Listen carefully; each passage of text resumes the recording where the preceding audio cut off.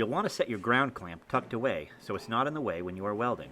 Adjust your rod to the correct degrees for the work you are doing. Start with a dry run to figure out where you will start and end the pass so you are comfortable with your push, travel, drag, and work angle.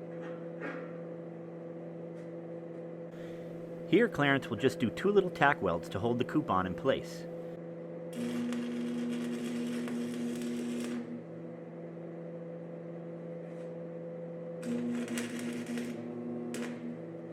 He will also take the time to clean up the tack welds because the slag from it could interfere with his first pass.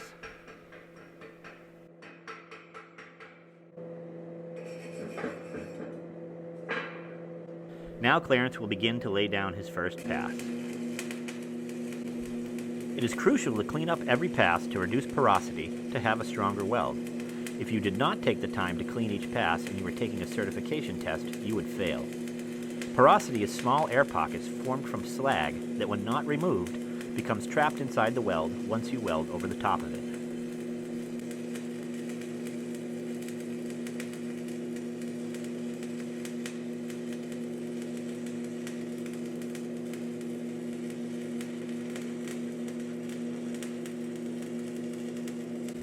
We are going to speed up the footage for the rest of the cleaning processes to move things along a bit.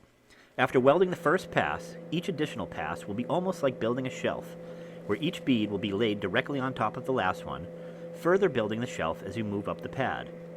It is important to keep your elbow steady when making horizontal passes. A lazy elbow will lead to a crooked pass, and the goal is to stack your beads as straight as possible each time you weld. Here we have slowed down the first few frames of the arc being struck. As with almost anything, repetition will make you a better welder.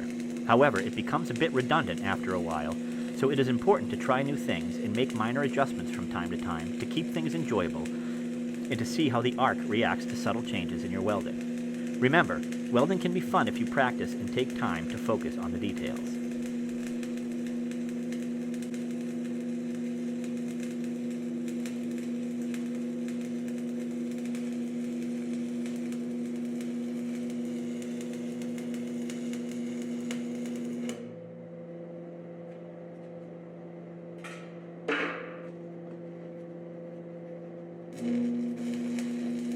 Remember, everything on the pole can be adjusted, so take the time to set up your booth, making yourself as comfortable as possible throughout the welding process. Then, practice, practice, practice. Repetition is the key to improvement. Using the same setup every class will help you pick up right where you left off each class as you work towards becoming a better welder.